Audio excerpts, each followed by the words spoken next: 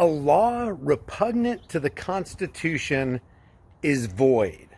And with those words, Chief Justice John Marshall in Marbury versus Madison declared as unconstitutional for the first time a law passed by Congress and signed by the President of the United States. Think about that. A law repugnant to the Constitution is void. Welcome to the Here's the Deal channel. Let's go ahead and roll the intro. Pursuit of a Mazda heading south on 3 Points Road. Here's the deal.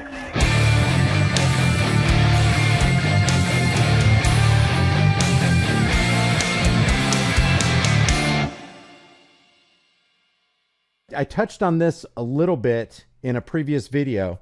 And granted, this does come from May 14th, 2020, but this is still on the table, guys. People literally think that they are authorized to steal the product of your time and labor and energies. In this case, to steal your 3D printer or your gun build kits or unserialized firearms. Bill would require sellers of online gun making kits to comply with federal firearm safety regulations. That is a violation of the 10th Amendment, guys. There needs to be a separation. You know, the state is bad enough, okay? The government is bad enough, but you don't want a federalized bureaucracy making a blanket law that every state has to follow. State laws are bad enough, but, you know, if it gets too oppressive in one state, you can go to another state. If the federal bureaucracy spreads their umbrella and their vulturous wings across the entire landscape, you've got no place to go. You're going to have to go out of the country to taste a little bit of freedom. And I'm not saying, that's not me saying the states are good. The states are out to lunch too. Anybody who would seek or thinks that they have a higher claim over your life and property than you is a psychopath. Plain and simple.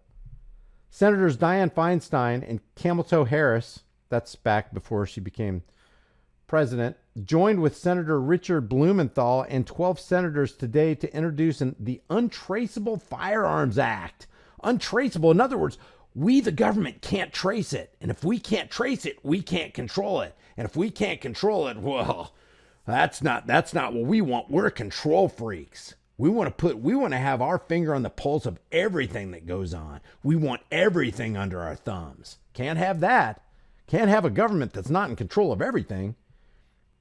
A bill to ban ghost guns, untraceable guns built from kits or using 3D printers. Reports indicate that the public health and economic crisis caused by you know what have spurred an increase in demand for and sale of these untraceable weapons. And then look what they say. And this is what I wanted to highlight is the wording here. This goes in line with what, remember Senator, what was his name? Senator Nelson from the Clown Hall meeting at the CNN Clown Hall meeting after that certain event that shall remain nameless or shall remain nameless. But listen to what he said. He basically said, when you get right down to it, the gun is what is going to do the killing. And the lemmings applaud. But he means that. And that's what Dianne Feinstein thinks. And that's what Tahlequah Harris and any gun control advocate really believes. They really believe that when you get right down to it, it's the gun that is going to do the killing. They believe inanimate objects, or, you know, on some level, they believe that inanimate objects are out there ending people's lives. And so they take that excuse to vilify the inanimate object and therefore criminalize the person holding that inanimate object. It's all a psychological warfare here. Untraceable guns built from kits or using 3D printers have no place in our streets, said Senator Frankenstein. I'm proud to join with my colleagues to introduce a bill to close the loophole that permits, oh, you can't be allowed to do that, these so-called ghost guns to be made. We need to stop the proliferation of these deadly, unregulated weapons in order to save lives. That's animating an inanimate object. Saying that it, in and of itself, is evil, therefore everybody who owns it must be criminal. So-called ghost guns exist to evade detection and background checks. Evading detection and background checks is consistent with the ideas and ideals of individual liberties, guys. If you're not free to be anonymous, if you're not free to evade detection, if you're not free from background checks where the federal government looks into your background and goes, let's see, are they worthy? Are they worthy for me to allow them an exemption to be able to have a firearm? Are they worthy? They should not be on the market. This is common sense. So you're going to have a political, psychopathic, parasitic politician tell you what common sense is. This legislation would help keep our community safe, because that's what legislation does, right? That's what laws do. The more laws you have, the more safe your community is, right? I mean, just look at Chicago. Look at New York. They don't call Chicago Chirac for nothing. You got laws upon laws upon laws. The places where the most strict gun laws are the places where there's more mayhem and death happening.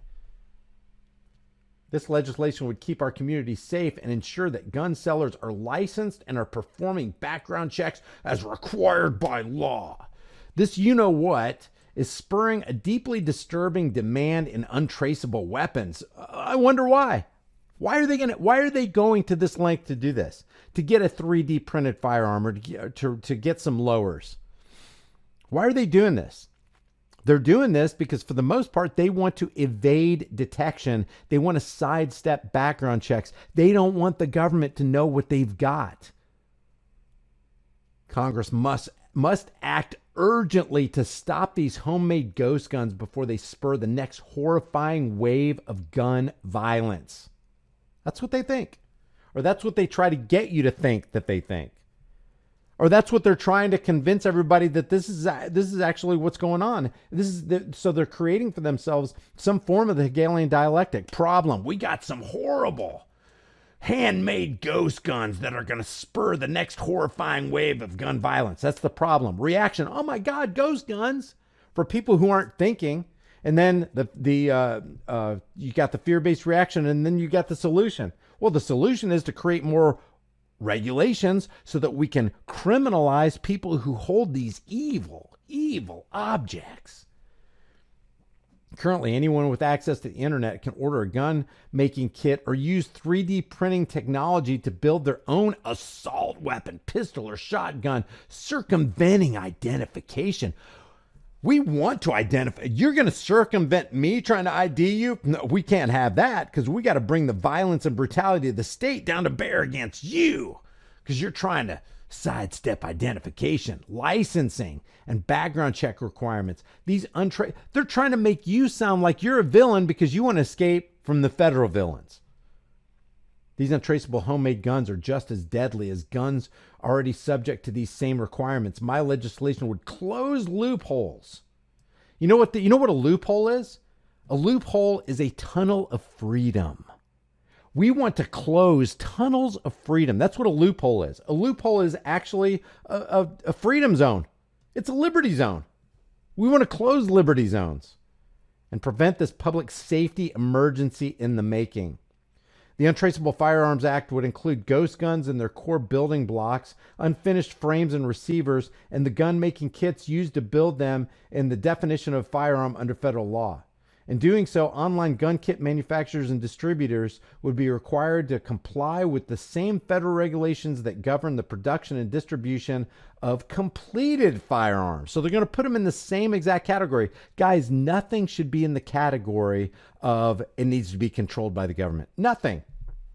No one should be in the category of, we got to look into your background check to make sure that you're okay and to see if we're going to actually allow you or give you a permit so that you can act like a free man. That's what government is in the business of doing, is taking away your freedoms and then getting you to the point where you're begging for permission. And then they go, all right, we'll give you the freedom to do the things that you had the right to do in the first place, but you got to pay $150 for it.